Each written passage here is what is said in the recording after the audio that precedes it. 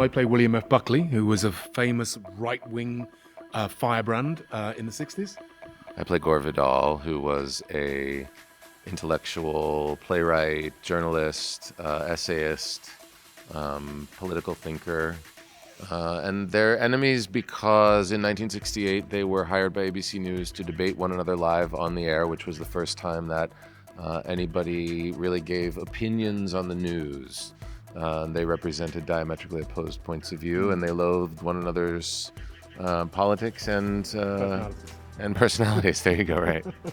Even though I know on paper a discussion between two men in the 1960s on camera doesn't sound particularly alive, I think it fizzes with this danger and these high stakes because both characters, against the backdrop of real danger and a turning point in America and the West, they're debating which way the West is going to go, and people were listening to them, and they felt that, they saw that, they understood that, they viewed the other person's version of America as being really, really dangerous. If you're William F. Buckley, played by David Harewood, he viewed Gore Vidal's America, played by Zachary Quinto, as destroying all the values, all the morals of traditional American society. And Gore saw Buckley's America as being racist and classist and restrictive and old-fashioned and limiting the new constituencies that were desperate for justice and desperate for equality. And so it fizzes with this, real high stakes, like who is going to win the argument and therefore the direction of an entire nation. I think the advantage of working with James is that he's really populist. He wants to make politics entertaining, and he finds it entertaining himself, and is really generous at sharing that.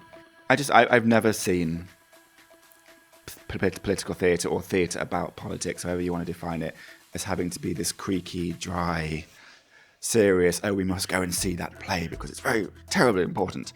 So, we've got movement sequences, we've got song, we've got a lot of jokes, and I think people come away thinking, God, well, I wasn't expecting that to be that entertaining. And it is a really, really good night out, as well as really exploring some difficult and interesting subjects, but it doesn't feel like that when you're watching it. You get invested with the characters, you go on a journey with them, you start rooting for people that you wouldn't expect to root for, and I think it's a decent night out.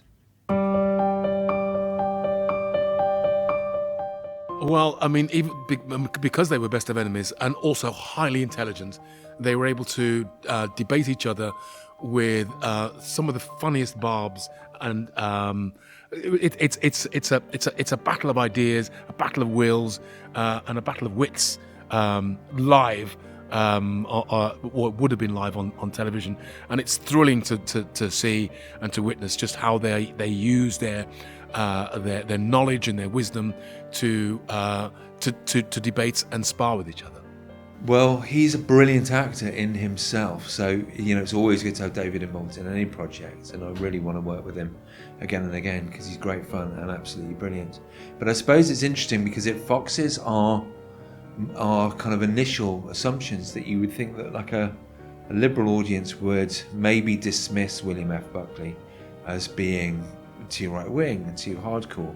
But actually with David playing it in the middle of 1968, it makes you think about race in that era in a way that's unexpected.